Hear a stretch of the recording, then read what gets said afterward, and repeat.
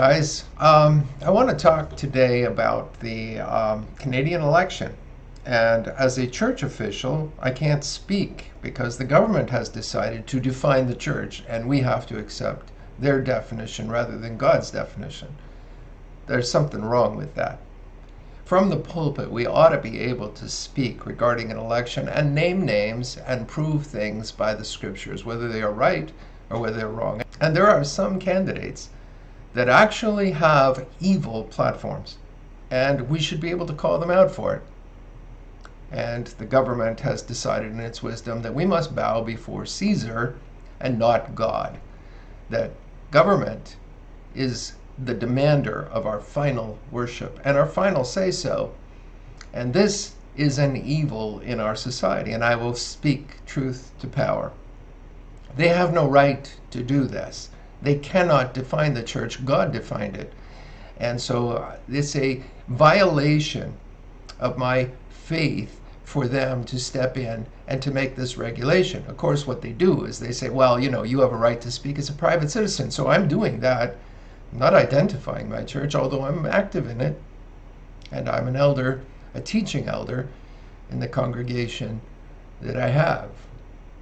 But I'm not here in that official capacity. I'm here to speak truth to power, regardless of consequence, and of course, not identifying the church that I'm associated with, because I don't really care for their limitations or their definitions.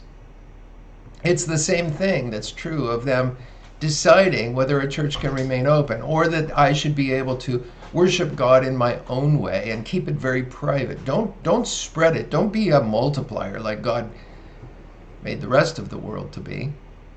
Multiplication is God's thing, but you shouldn't be doing that, especially not in a time when a pandemic could spread. You shouldn't be taking care of each other. You shouldn't be praying for the sick and laying hands on the sick. You have to stay away from the sick. Oh, there are so many things that the government has decided to redefine the church so that we are not effective, and then they can call us non-essential.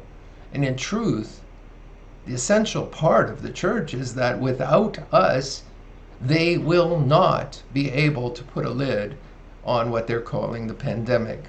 And I say that with great understanding of the situation. I've studied very hard on these things, and I have some questions, and we'll get to that in other videos, because today I want to talk about the election and the pragmatism of Christians that is a false sense of right and wrong.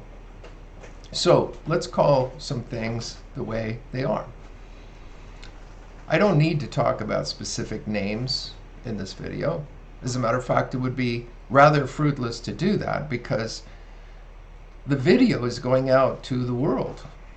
And the specific individuals don't matter, but there are some principles by which we can know whether God is pleased with our choice or not.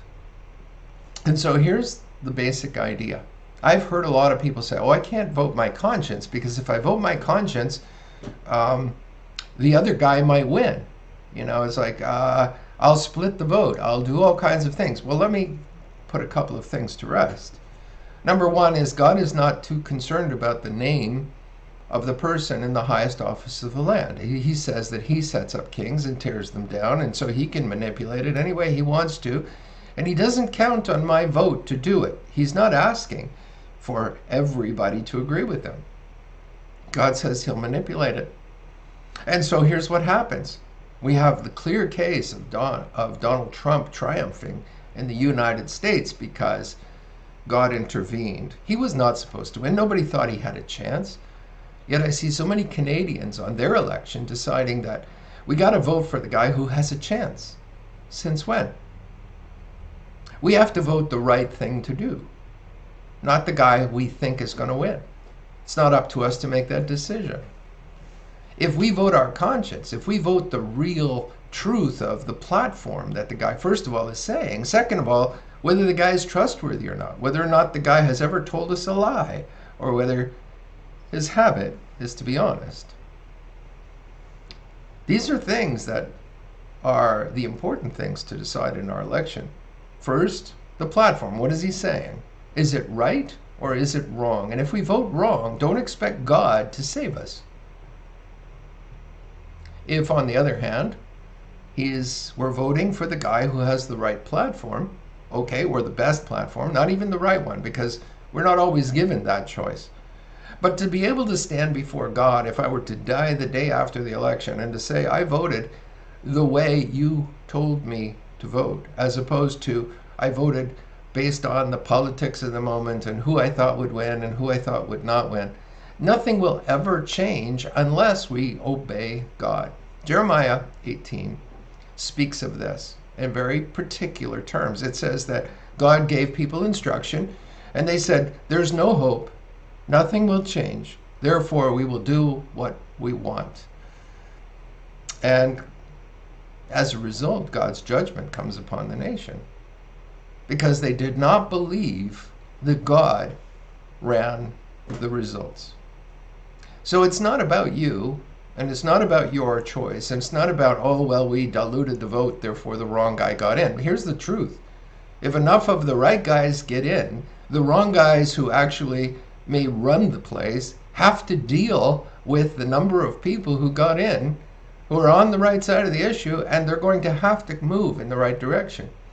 And so there's a false idea here. You see, once upon a time in Canada, the NDP split a part of the far left vote away from the Liberals. Well, now there are two well-established parties, and to rule in any kind of minority government, the Liberals have to deal with an NDP wish list. They have to deal with some demands from that side of the aisle, and so as a result, the drift goes hard left. The drift is not, no matter how centrist we think we are in voting, that's not what happens. It's a compromise that happens. And today, we have the potential to do that again, only on the other side of the aisle, to the far right. There's another new far right party because the centrist conservatives are no longer centrist. They've drifted along with the rest of the country hard left. And so why do we want, if we don't want Trudeau, why do we want a Trudeau 2.0? Why do we want a conservative in name only to take over and be the tyrant? The only thing we're doing is changing the face of tyranny. And that's not good. And so if enough people on the further right parties, there are several of them, but if the only people, if they can provide enough problems to take away the majority from either party, but they become a significant voting bloc, you're going to see the country move in the other direction. But until we believe in the possibility of God's direction and the fact that our vote, as important as it is not the most important thing, but to deal with the vote as God directs us. And if we're not approaching this in prayer, asking God, what should I do? And I'm not telling you what party to go for. I'm saying, look, here's the point, okay? If the guy is saying a platform that's in line with what God allows, okay, that's checkbox one. Number two, is the guy honest or is he lying to you? And you should know. You should know.